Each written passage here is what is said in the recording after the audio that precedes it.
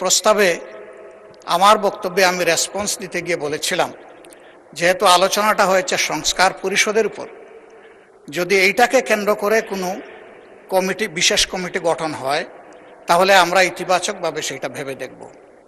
এবং একই সাথে বলেছিলাম যে সেখানে সরকারি দল এবং বিরোধী দল থেকে সমান সংখ্যক সদস্য নিলে এটা অর্থবহ একটা কমিটি হিসাবে রূপ নেবে বলে আমরা বিশ্বাস করি। যেহেতু আমরা এখানে এসেছি সংকট নিরসনের জন্য, সংকট তৈরির জন্য নয়। এর উত্তরে তিনি তার কথা বলেছেন, আমার বক্তব্য যেহেতু আগে হয়ে গেছে, বিষয়টা আমি ক্লারিফাই করলাম। কিন্তু যেহেতু এটা জন আকাঙ্ক্ষার বিষয়, গণভোটের বিষয়, প্রায় 70% মানুষের রায়ের বিষয়, আমরা প্রত্যাশা করেছিলাম যে আপনার মাধ্যমে প্রতিকার পাব এবং সিদ্ধান্তের জন্য আমি আপনাকে আহ্বান জানিয়েছিলাম। কিন্তু কোনো সিদ্ধান্ত হলো কিনা আমি বুঝতে পারি নাই। এই বিষয়টা আপনার কাছ থেকে আমি স্পষ্ট জানতে চাই। ধন্যবাদ মাননীয় স্পিকার। যেই সমস্যার সমাধান আইন প্রণয়নের মাধ্যমেই কেবল করা যায়, সেটি নিয়ে মুলতবি প্রস্তাব হতে পারে না।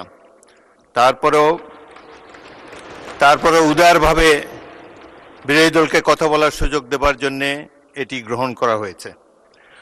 আরও একটি আমি বলতে চাই, এই সম্পর্কিত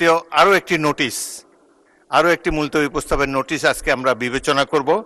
আপনাদের মধ্যে যদি কোনো কথা বলার বাকি থাকে, আমি বলেছিলাম যে বাকি কথা হলে আগামীকাল হবে, আজকেও আপনারা যদি প্রয়োজন হয় সেই নোটিশটি সম্পর্কে যখন আলাপ আলোচনা করব, আপনাদের আরও যদি বক্তব্য থাকে, কথা বলার অবারিত সুযোগ আপনারা পাবেন।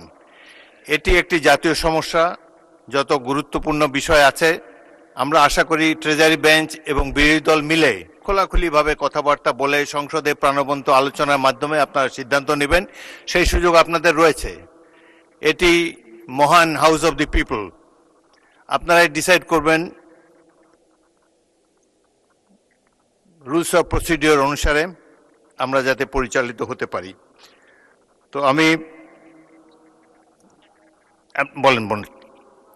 প্রতিকার চেয়েছিলাম। এ বিষয়টা কোনো দলের সাথে সম্পর্কিত না। যে বিষয়টা নির্বাচনের আগে সরকারি দল, বিরোধী দল সবাই একমত হয়েছিলাম, এর সপক্ষে কথাও বলেছি, ক্যাম্পেইন করেছি।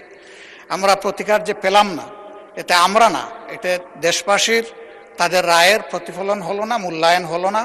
আমরা বিরোধী দলে বসে এই অবমূল্যায়ন আমরা মেনে নিতে পারি না। এই জন্য তার প্রতিবাদে আমরা ওয়াক আউট করছি।